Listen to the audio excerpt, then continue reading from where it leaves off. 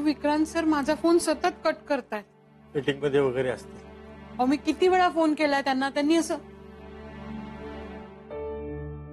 ते चिडले नसतील ना? आता तू सारखं त्यांना फोन करून डिस्टर्ब केलंस तर ते चिडतील नाही तर काय होईल? अहो माझ्यावर नाही, ईशावर. ईशावर कशा करता चिडतील ते? अहो तुमच्यासारखीच वेंधळी येते, काही चूक घडली नसेल ना तिच्या हातून. नाही नाही, तसं काही झालं नसेल. तसं काही झालंच असतं तर ईशानं आपल्याला सांगितलं असतं. काय झालंय नक्की मलाही कळत नाही. निमकर, आता तुम्ही नुसते असे टेन्शन मध्ये बसू नका हो. अगं आता काय करू मग मी? विक्रांत सर आपला फोन कट करतायत ना, म्हणजे बदली रद्द होणं शक्य नाही. आता ईशाला जावं लागणार बेंगलोरला, आणि ती काही आपला ऐकणार नाही. काय काय न्यावं लागेल होती ना? डाळ, तांदूळ, भांडी सगळं न्यावं लागेल का? अहो पहिल्यांदाच माझी पोर अशी एकटी बाहेरगावी राहणार आहे कामानिमित्त. कुठून सुरुवात करावी काही सुचतच नाहीये मला. अहो निमकर, आता विचार करत बसू नका, तिला जावंच लागणार आहे. उठा, आधी माळ्यावर मोठी बॅग बघा, आणि मुळात ती धड आहे का ते बघा. मागच्या वेळी गावी गेलो होतो ना, तेव्हा त्याचं हँडल तुटलं होतं. उठा लवकर, चला आता. काहीतरी चुकतंय ग पुष्पा.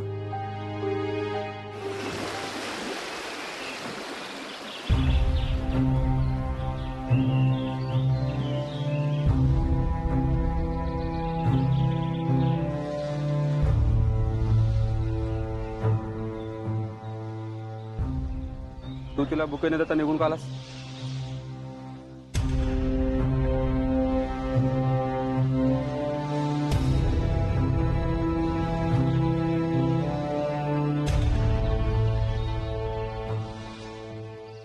विक्रांत, काय आहे?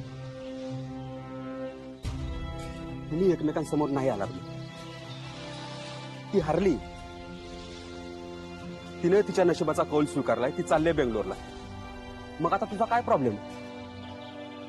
तू काय एवढा हळवा होतोस?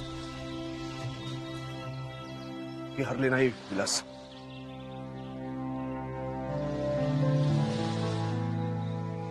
मी हरलोय. म्हणजे आईसाहेबांच्या इच्छेचा मान ठेवण्यासाठी मी त्यांच्याबरोबर कर्जतच्या देवळात गेलो होतो, आणि त्यावेळेस तिथेच ईशा आणि ईशाचे आई बाबा सुद्धा आले होते. त्यांना कोणी खबर दिली का तू तिकडे जाणार आहे त्याची? काय बोलतोस? ते मलाच माहिती नव्हतं की मी देवळात जाणार आहे की नाही. त्यांना कोण सांगणार आहे? पण मला खात्री आहे की मला भेटायचं टाळण्यासाठी ईशा ऑफिसला आली नसेल आणि आई वडिलांबरोबर दूर त्या कर्जतच्या देवळात आली असेल. पण दैवाचे खेळ काय असतात बघ विलास. बरोबर 6 वाजता 24 तासाचं चॅलेंज संपायच्या आधी मी दोघंही एकमेकांसमोर आलो. मग काय, मी तिला पाहिलं, पण समोर नाही गेलो. लपून राहिलो मी, लपलो मी विलास.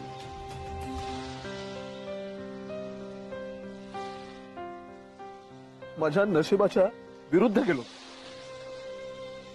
मी गुन्हेगार आहे ईशाचा, आणि ती नाही हरली, ती जिंकली. मी हरलो. झालास तू पण अस्वस्थ झालास ना ऐकून? नाही नाही नाही, अस्वस्थ वगैरे काय नाहीये मी. तू ना बरोबर केलंस. तू तिच्या समोर आला नाहीस ना, हे योग्यच केलंस. तुला खरंच असं वाटतं? होय, याचं पुढं काहीही होणार नव्हतं विक्रांत. हे बघ, तुमच्या दोघांमध्ये कुठल्याही प्रकारची बरोबरी नव्हती. ती चालली बेंगलोरला, नवीन लोकांमध्ये रमेल, कामात बिझी होईल, मग 4 दिवसात तुला विसरून जाईल, आणि तूही तिला विसरून जाशील. रोजची कामं चालू झाली की म्हणजे मीटिंग्स, डील्स, नवीन बिझनेस, दौरे सुरू झाले की मग कशाला आठवेल तुला ईशा निमकर? हे बघ, परत एकदा सांगतो, तू जे केलंस ना ते योग्यच केलंस. विक्रांत, पुढे आता विचार करू. आपण आपल्या कंपनीचं काम करूया. खूप कामं खोळंबले. विलास, मी मी खूप मोठी चूक केली, मी गुन्हेगार आहे ईशाचा. तू ना हेच डोक्यातून काढून टाक. तू अजिबात चुकलेलं नाहीयेस.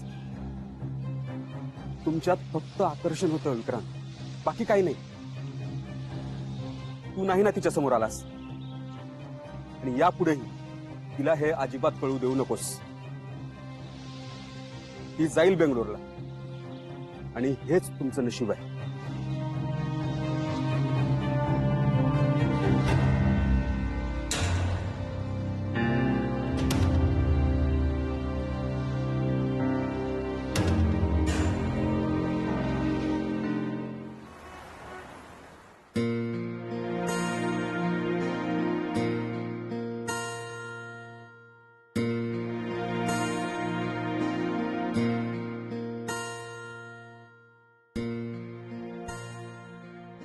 रुपाली, ईशा, अगं तू बँगलोरला निघालीस? काकू म्हणाले आम्हाला. ईशा अगं तू तिथे एकटी कशी राहणार? तिथे आम्ही नसणार, आई बाबा पण नसणार. अगं आणि विक्रांत सर पण नसणार.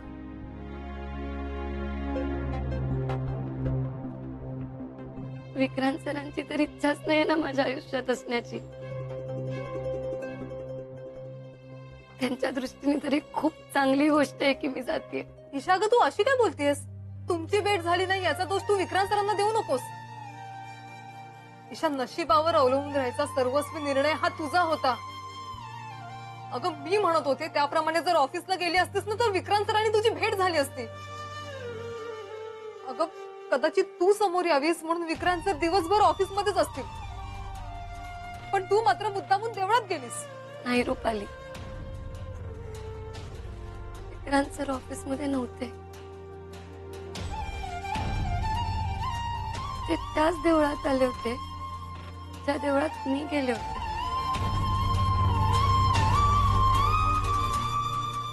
काय? हो, ज्या नशिबावर मी विश्वास ठेवला ना त्या नशिबाची साथ मिळाली, देवाची पण साथ मिळाली. पण साथ मिळाली नाही ती फक्त विक्रांत सरांची. ईशा, एक मिनिट. हे बघ, जरा नीट सांग, सविस्तर सांग. मी ज्या देवळात गेले होते ना कर्जतला, त्याच देवळात विक्रांत सर पण आले होते. मग रुपाली, 6 वाजायच्या आधी आम्ही दोघंही एकत्र होतो त्या मंदिरात. मी पाहिलं पण त्यांना, पण काय ईशा? पण त्यांनी टाळलं ग मला.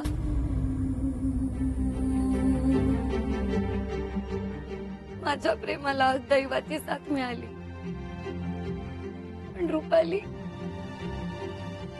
ज्या व्यक्तीवर मी प्रेम करते ना त्या व्यक्तीची साथ नाही मिळाली ग. तूच सांग, काय अर्थ उरला आता या प्रेमाला? अगं मग ईशा तू स्वतःहून का नाही बोलली त्यांच्याशी? ते मुद्दाम आले नाहीत माझ्या समोर, मी कशी बोलणार त्यांच्याशी जाऊन? पण असं का केलं त्यांनी? कारण त्यांना या प्रेमाचा स्वीकार नाही करायचा. दुसरं काय कारण असणार आहे? ईशा, मग आता तू काय करणार आहेस? मी जाणार आहे बँगलोरला. अगं ईशा, पण मी एक स्वप्न पाहिलं होतं, ते नाही पूर्ण झालं असं मी समजावीन स्वतःला.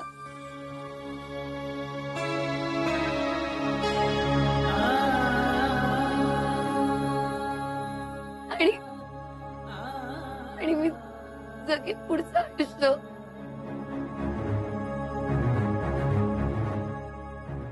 ईशा अगं नको ना जाऊस प्लीज.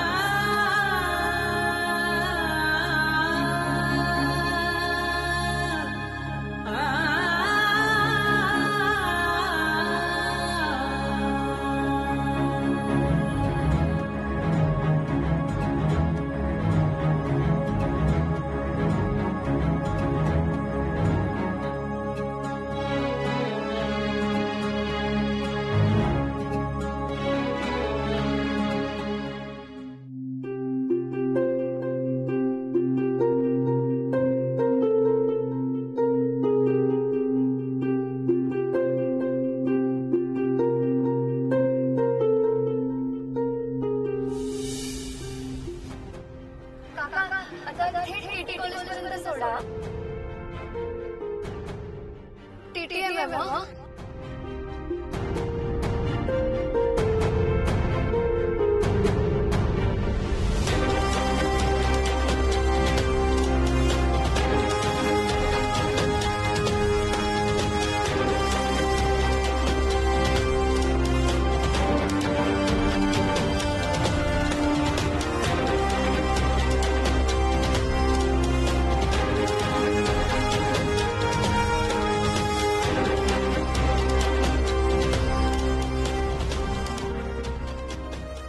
आपल्या या अव्यक्त नात्याला एक शेवटचा चॅलेंज द्यायचा.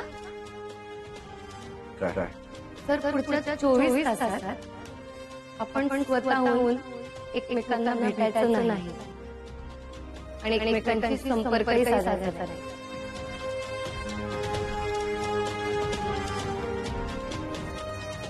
त्यानं काय होईल? पण इतकं ठरवू नये आणि तसं वागू नये. जर आपण एकमेकांसमोर आलो तर तुम्हाला मान्य करावंच लागेल की मला जे तुमच्याविषयी वाटतं ते तुम्हालाही माझ्याविषयी वाटतं. आणि आपण 24 तासात एकमेकांच्या समोर नाही आला तर मी बंगलोरला जायला तयार आहे सर. किती वाजले?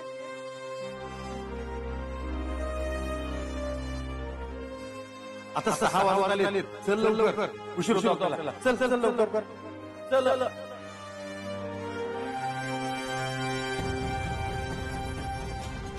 त्या दोघांच्याही मनात भेट व्हावी अशी जबरदस्त इच्छा असेल तर भेट होतेच. तुम्ही ठरवा किंवा ठरवू नका. आणि जेव्हा दैव एखादी गोष्ट घडवून आणतं ना तेव्हा ती आपण स्वीकारायची असते.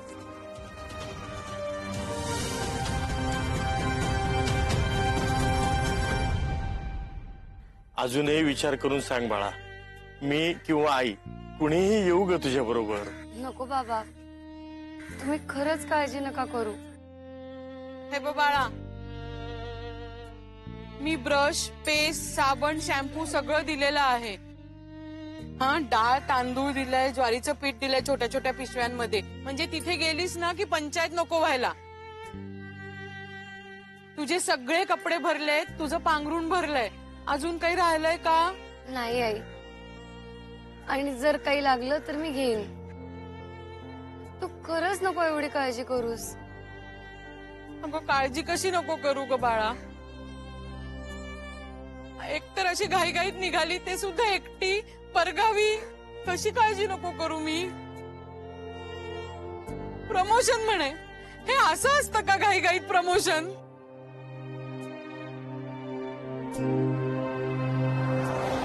I do. नीट राहा बाळा. हा, नीट राहा, सांभाळून जा. बाबा नका ना रडू तुम्ही. चलो बैंगलोर, गाड़ी का टाइम हो गया है. चलो फटाफट. मी जाईन नीट. हा, चलो चलो बैंगलोर, गाड़ी का टाइम हो गया. चलो फटाफट. नीट राहा.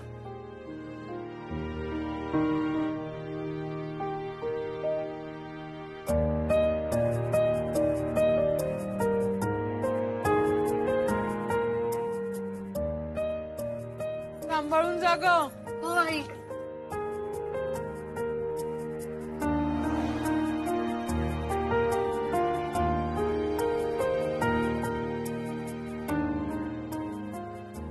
नीट जा बाळा, आणि फोन करत जा मधून अजून आम्हाला. हा, हो बाबा. सांभाळ स्वतःला. हा, अहो नेमकर उतरा आता.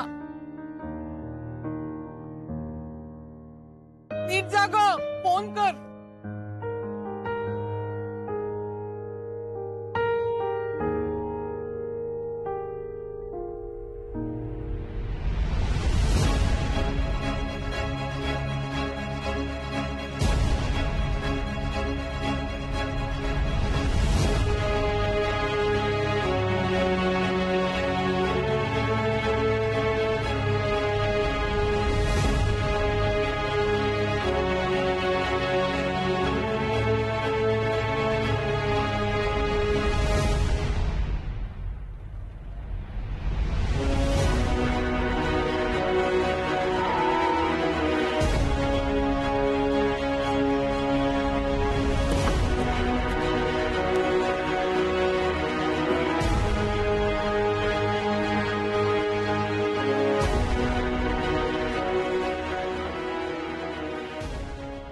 चाय गरम चाय गरम चाय गरम चाय गरम चाय गरम.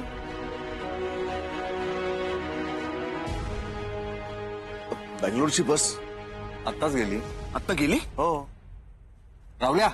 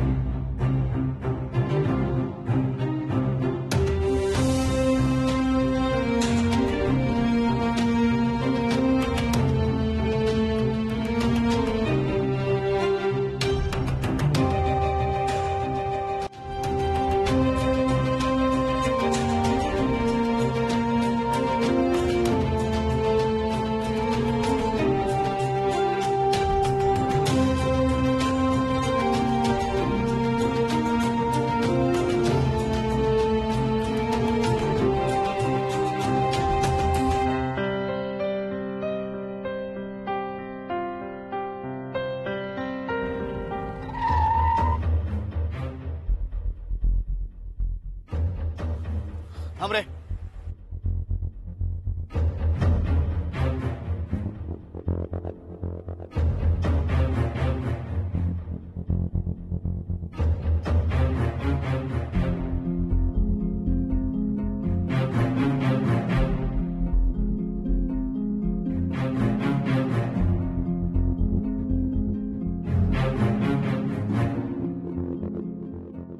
क्या है एक्सीडेंट हो जाता ना आपका.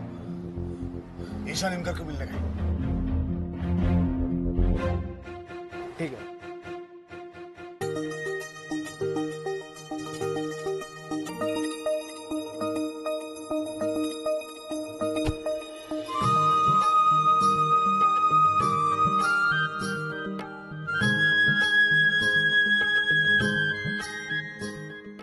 सर तुम्ही का आलाय तिथे? तुला परत न्यायला आलोय. का? तू बेंगलोरला जाऊ नकोस ईशान. असं कसं नको जाऊ? तुम्ही थांबला नाहीत तिथे, पण सेंड ऑफ झालाय माझं ऑफिस मधून. म्हणजे जायलाच पाहिजे असं काही नाहीये ईशान. मी त्यासाठी जातच नाहीये ना. माझं प्रमोशन झालंय म्हणून जातेय मी. मैडम गाड़ी आगे लेके चलूं या नहीं. आप चलो चलो आप. ओ मैडम उनका टिकट. इनका टिकट मैं ले लूंगी, आप चलो. ए चल रे.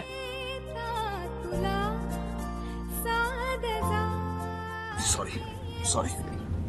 बसा का तुम्ही तुम्ही कशाला उठताय? तुम्ही इथेच बसा ना. काही हरकत नाही, चालेल. पण चालेल चालेल तुम्ही बसा एक.